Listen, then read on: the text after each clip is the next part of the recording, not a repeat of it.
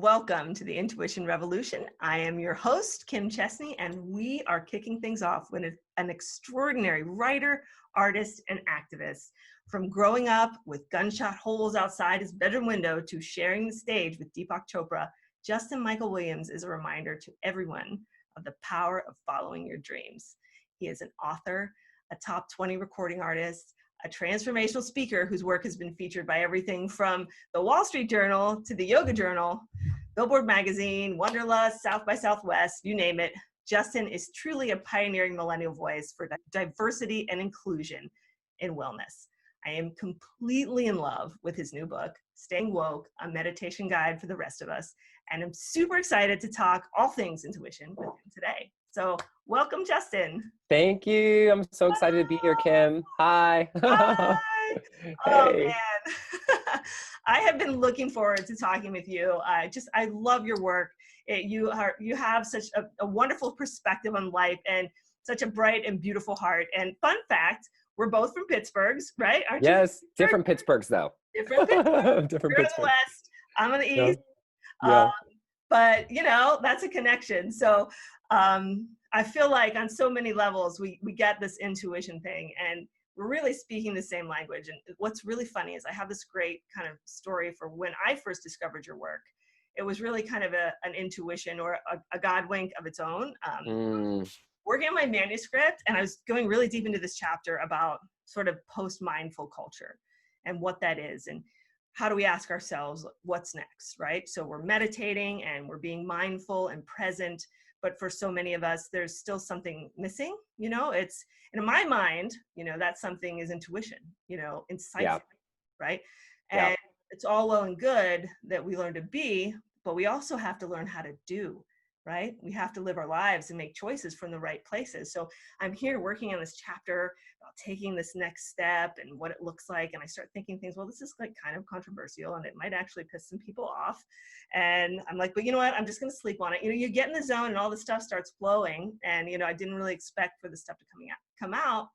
Like, I'm just going to sit on it. I'm going to wake up in the morning and see how it feels.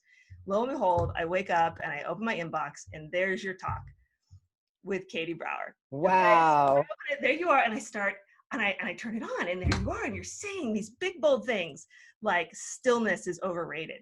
Nothing in the world stands still, right? Yes. Everyone is faking it. We're not monks sitting in caves and under trees and devoting our whole lives to spirituality. We need our thoughts to work for us, not to stop thinking. So these are such powerful statements. And I loved hearing you say them so confidently. And these are really things that tie into your book and this idea of no BS meditation, which is something I think we really, really need. So can you tell us a little bit about this message and what has inspired you to shout it out from the rooftops? So first of all, thank you, Kim, for all that you're doing in the world. I think it's so crucial and vital and important, and I think one of the things that we have to remember when we're anchoring into a concept like radical intuition, which is in itself so radical to even say, but when we're anchoring into something like this about intuition, we have to remember that our intuition is not here for us to just be sitting and navel gazing and just sending loving kindness out into the world. That's all great. I'm not knocking it. I'm not saying that it's bad. I'm saying, yes, let's do that. And that's not enough, y'all. Right. we've been sending loving kindness for this whole time, and look where we are. Yes. Like, it's not working, Yes. And so there's more that needs to be done. And what I believe so wholeheartedly is that any of these practices, meditation, mindfulness, contemplation, intuition, tarot cards, astrology, blah, all of it, they're all about helping us gain awareness. Yes. And right now, if we are really being aware, then what awareness is asking us to do is to take action. Yes. And so action in our lives, action in our communities, action in our families, action for the planet, action for people who can't take action for themselves, and action for one another. And so for me, we have to make these practices. I'm not saying that we water them down. Right. I'm not saying that we strip out the depth. I'm not saying any of those things.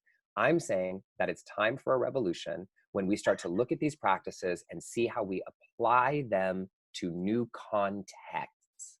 Places like homophobia and sexism and toxic masculinity and community disempowerment and racism and trauma and shame, not just to think about them and send love to them, but to apply it, you know, so that we can change. And so that's where my book Stay Woke kind of came from, and my mission, and really excited to be talking more about that with you today. This is the kind of stuff when I heard you talking about this, and I just got so excited because I really feel like this is the momentum that we need moving forward. And you use the word revolution, and that's something that I've really tied into because it is this revolution. We really have to take this to the next step. And I feel like over the last 20 years, you know, all the work that's been done with mindfulness and stillness and presence and meditation has been created such a valuable foundation. Yeah. It's right. It's allowed us to get into the stillness. So, okay, we step back from the melee of life. It's nuts out there. It taught us that's a counterpoint, right? Okay, we can slow down, but it's in that stillness that stillness speaks, right? And it's that voice that tells us what to do next and helps us make these choices from the right place in our mind, and to have this place where we're open to life and open to making positive changes and growth and evolving as a humanity. You know what I'm saying?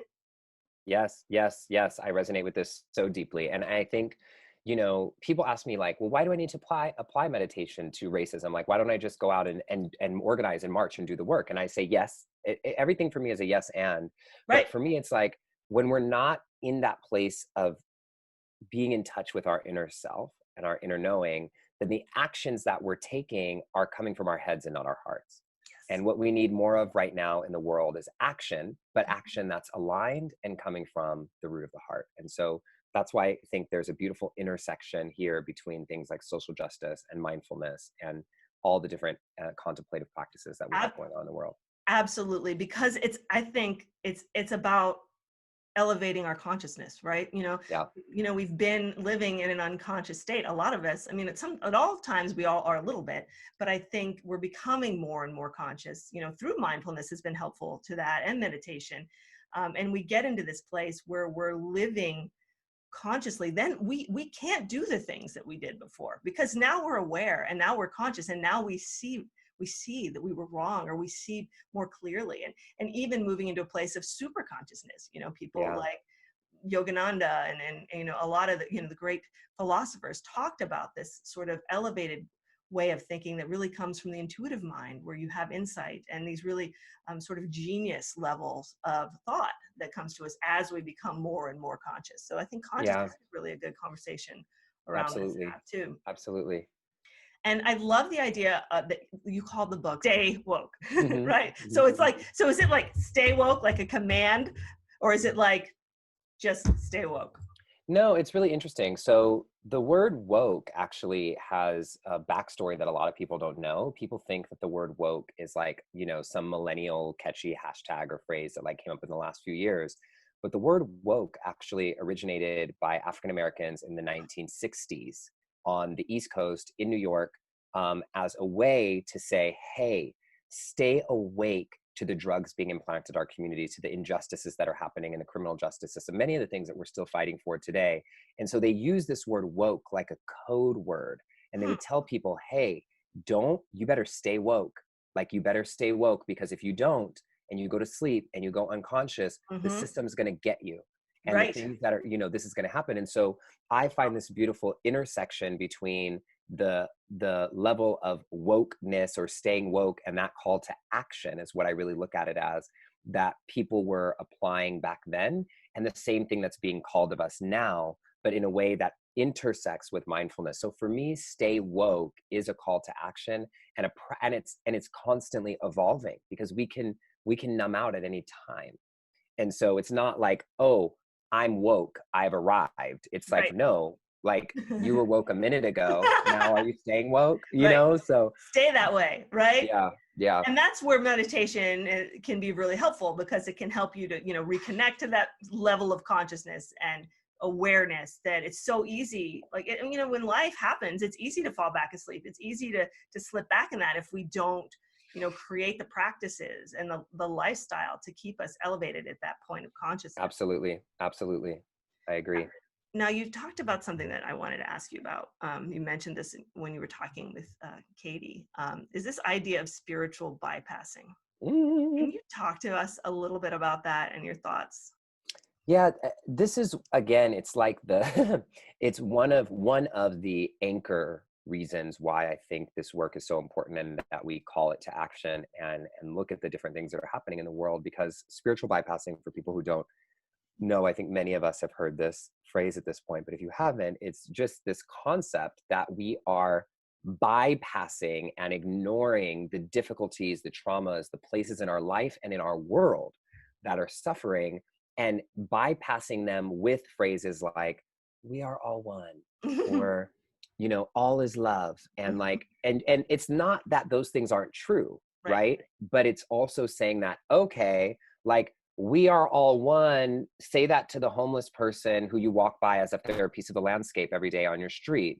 Right. Or we are all one. Say that to the people in Flint, Michigan who haven't had clean water for 5 years.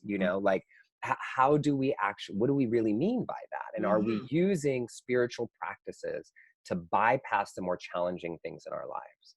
And so when we, going back to what we started with, like, have real awareness about what's actually happening, then we can't bypass it. We Right. have to look at it. We have to see how we can take action to change it. So I think that spiritual bypassing is one of the reasons why oftentimes the spiritual community doesn't get involved. I don't get involved in politics. I don't really pay attention to these things Mhm. because I'm just paying attention to love and light. Cool. Well, meanwhile, while you're doing that, the rest of the world is suffering and struggling. So what about this, like, unity for all Right. consciousness? So we have to learn how to make this all combine itself into one message. Right. So I love that. So it's really about, this missing action step that we get into this place where, if we just, are one and on our center and are blissed out, that, we don't have to do. It's back. We can just be an experience, but we don't have that obligation. So, when we move into this place where we are, you know, conscious, then we can't bypass those things. We can't overlook them. Yeah. Right. Yep. You got It's, it. That's it. I mean, and that's really powerful. And I think that, and I think it's not that people intentionally do that. They do it unconsciously. I think they don't realize it, right? It's something that whomever, us, them, we haven't gotten to the place where we have fully awakened, and raised our conscious to a level that we were even aware of We're that. starting to, though. So it's beautiful. We're It is. starting to. And Yeah. that's part of this revolution, right? Is that it's happening. Yeah. Um, And the revolution, I believe, really starts inside. And it that's why does. this work that you're doing, Kim, is so important, because if we can radically get in touch with those parts of ourselves inside, then we are able to change what's happening on the external, not the other way around. Couldn't have said it better myself. Which brings me to the next question I had for you, so timely and intuitively. You said, everything good that has come for me in the world is a result of my deep inner knowing and my practice. And to me, that just spoke of that When did I say connection. that? You said that on Katie. I wrote that Oh, okay. I down. was like, great, great. I was Katie's like, when did I interview, say you said that? that. I Yeah, was I like, believe it. yeah. Sounds like something I would say, but I was like, I don't know when I said that. Yeah, Okay, cool. so that was in Katie's interview with the Yoga Professional Summit. They were talking, for those of you out there wondering what we're talking about. Um, that was one of the things that caught my attention. The fact that you talked about your deep inner knowing and how the good in your life has come from that, which, that's your Yeah, intuition, right? yeah, absolutely. And for me, this is the thing. People always say you have the answers within. But if you don't know how to get within, you don't know how to get the answers. Right. And then we're constantly looking outside of ourselves to see how we can reflect ourselves off of other people and their experiences to try to know what's right for us. And this is when we get stuck on the phone with our friends. Should I call him? Should I call her? Should I take the job? Should I not? Should I leave the, you know what I mean? Like, over and over.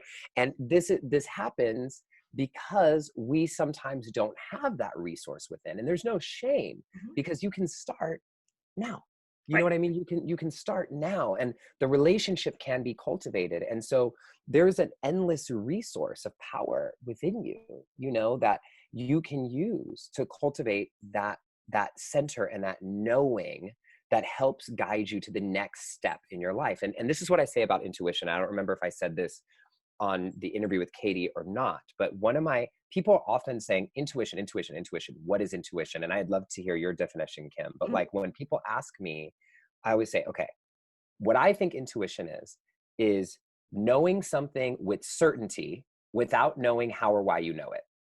Yeah. That's how I define it. Like, you know this for sure, but you don't know how, and you don't know why. And sometimes it doesn't make sense. And it doesn't matter. All that matters is that you know it. And that is, and what it might be a knowing or might be a feeling. It could be a sense, right? There's a different way, but you have a certainty. And that's what's so great about intuition, is that you don't know why. And that's what makes it so magical, because you don't have to make that pros and cons list. You don't have to figure anything out. It's as simple as opening up and receiving it.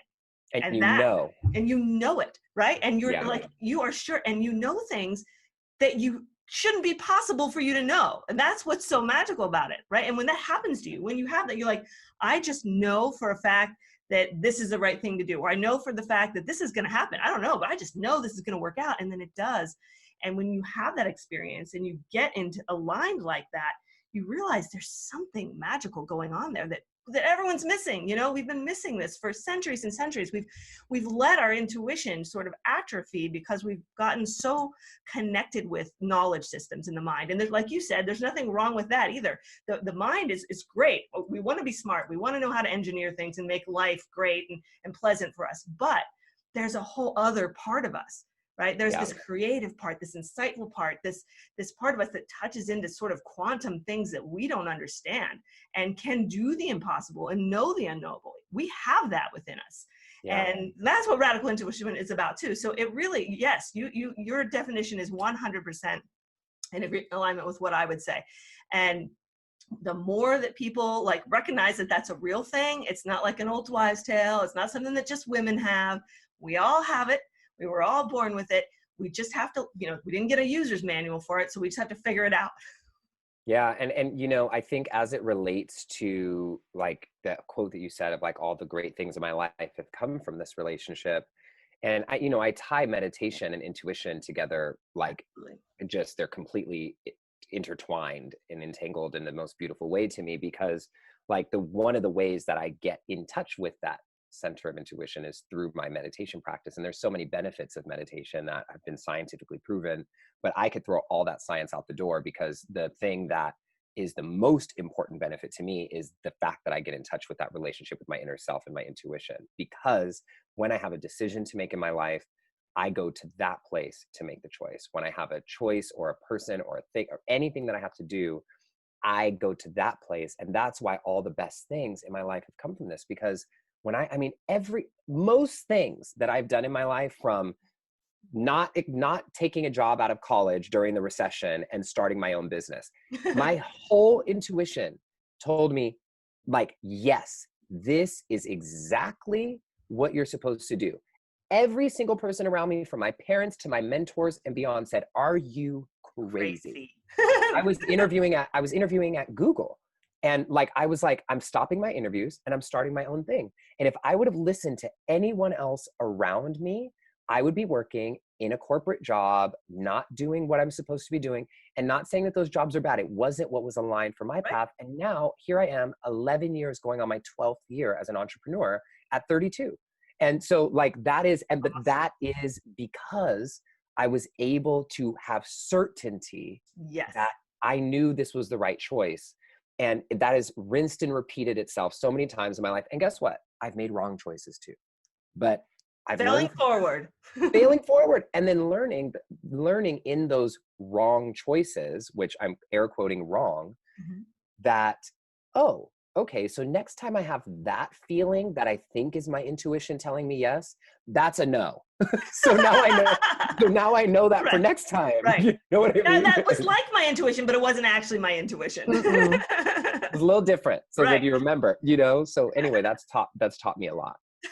And it's funny because I deal with that a lot in the book, is differentiating those voices in your head, because we have feelings and we have thoughts, and knowing that difference between your true center of your intuition and those other things that come in, and those outside voices that of our conditioning that we hear. Oh, we're supposed to take that job. We're supposed to get that corporate job, right?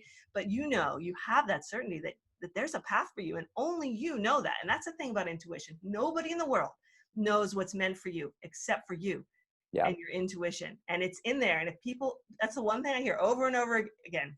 In fact, in all of these interviews, you're going to hear over and over again, almost every single person says, when I was following my intuition, everyone said I was crazy, but I did it anyway. Yeah. And it worked out. And that Yeah. brings me to a question I have for you, about talking about living your truth, right? And living your truth. And, I've been reading some of the stuff in your bio about, your life and, how you stood up to the naysayers and followed your truth against people who said you can't do that. And it seems like you've done a lot. And in your early life, you said you were bullied as a kid and you almost gave up on your dreams, but ultimately you didn't. You kept this, you fought the good fight. You didn't give up on yourself, and you woke up and you found yourself eventually doing these impossible things that other people said you couldn't. I mean, look at all the success you've had. In so many ways. Like I tried to figure out what the most successful venue, but you're this awesome author and musician and yoga teacher and meditation, all of the stuff you do. It's so amazing. And your album premiered in the top 20 of the iTunes chart, and with Britney Spears and Taylor Swift, and you've been hanging out with Marianne Williamson and Chaka Khan and all this different stuff. And your music is so empowering. Fun. I love your music. It's beautiful. And I'd just love to hear a little bit about what your process of waking up was like, and how living your truth really helped you to create this extraordinary life. Yeah. So, several years ago, my grandmother, who I was super close to, got diagnosed with stage 4 cancer, and the doctors told her she only had a couple months to live. And it was a huge trauma for our family. She was what I consider young, 67, seemingly healthy. And it was just a huge shock. And when this happened, I flew home to the Bay Area, to Northern California, to Pittsburgh, California, which most people don't know exists, where I'm from. And I walked into the room. And when I walked in the door, she asked me a question that literally changed the trajectory of my whole life. She just said, if you were in my shoes and you knew you were going to die in 2 months, what would you do? And I'm looking at her like, what are you talking about? And she's like, close your eyes, get quiet, do that meditation thing you're always talking about. If you were in my shoes and you knew you were going to die in 2 months, what would you do? And I closed my eyes and I just blurted out, I just said, I would stop every single thing that I'm doing and I would record an album. I would do music. And you have to know, I had always wanted to do music ever since I was a little kid. And also to put context to this, where I was in my life at that point, in my early 20s, I had graduated from college, started this marketing business that was very successful, making 6 figures by the time I was 23, driving a BMW, living 2 blocks from the beach in Venice Beach. I was living the dream. Yeah, you were. Living the dream. I'm putting air quotes because it was a dream fully based off of my desire to get out of the situation that I was in when I grew up. Not built off of the innate desire that was in me that I came to this planet and was incarnated to do, right. which involved music and involved all these things. And I did the marketing thing because it was what I was supposed to do to be successful and what was safe and what was all that kind of stuff. And I think we all have these things. We all have these dreams that we think are not for us because we're too fat or we're too old or we're too ugly or we're too gay or we're a woman or we waited too long or we should have done it before we have kids or we went to school for this. So why do we do all these things that we say? But I understand, because it's hard. It is not easy to go after your dreams and to follow that voice inside of you, that voice within. So I understand.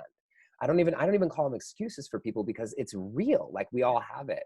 Yeah. And so for me, when my grandmother asked me that question, it woke something up inside of me that I thought was dead. And I was like, oh my God.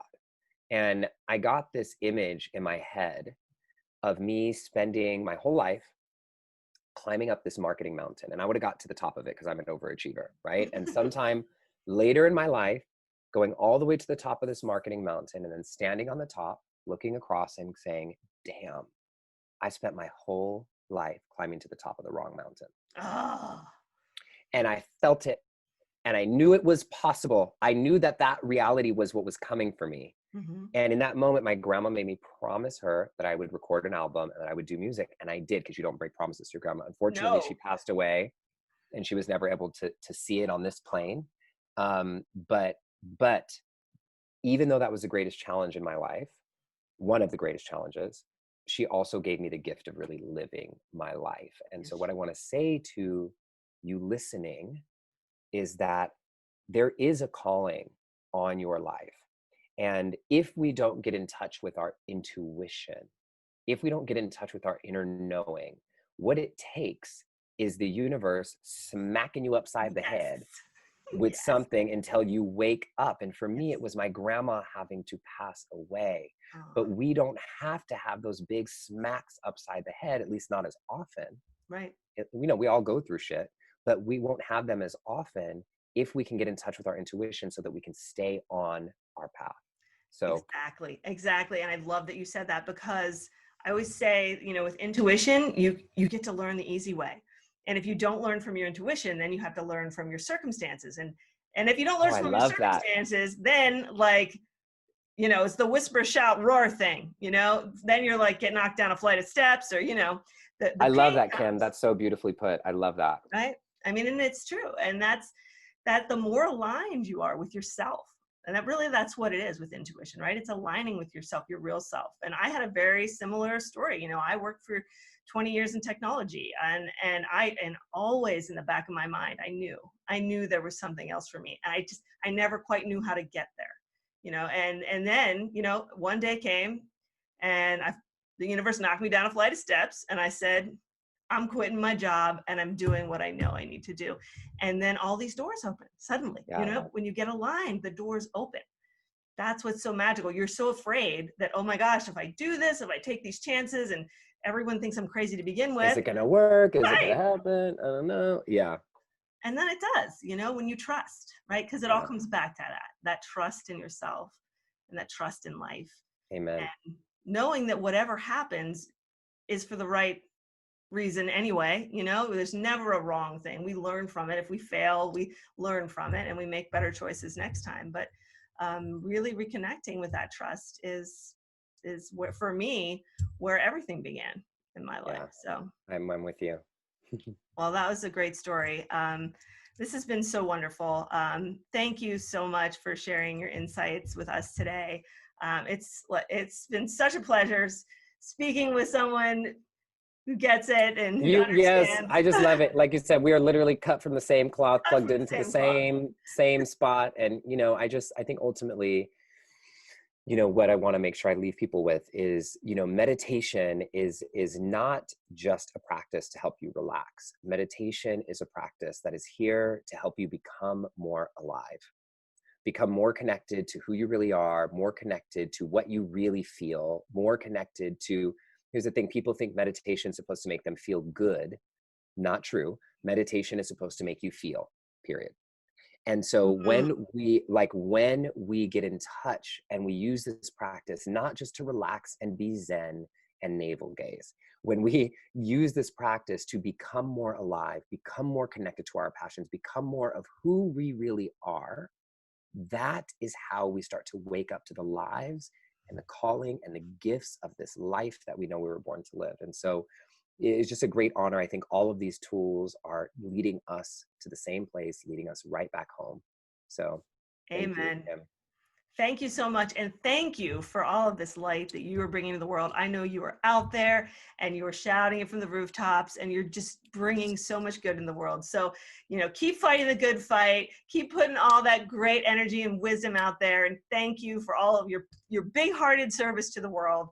And you guys out there, you can learn so much more about Justin and all of the many wonderful things he's involved with. You can buy his book, and there are bookstores, all bookstores have them. It's everywhere. It's doing great on the charts. It's like crushing it. You're at the top of the charts. You can download his music on Spotify, and you can learn more about all of this work on his website, justinmichaelwilliams.com. Yep. Thank you so much, Justin. Thank you, Kim. Thank you for all the work you're doing in the world. It's a big blessing. Thank you. Woo!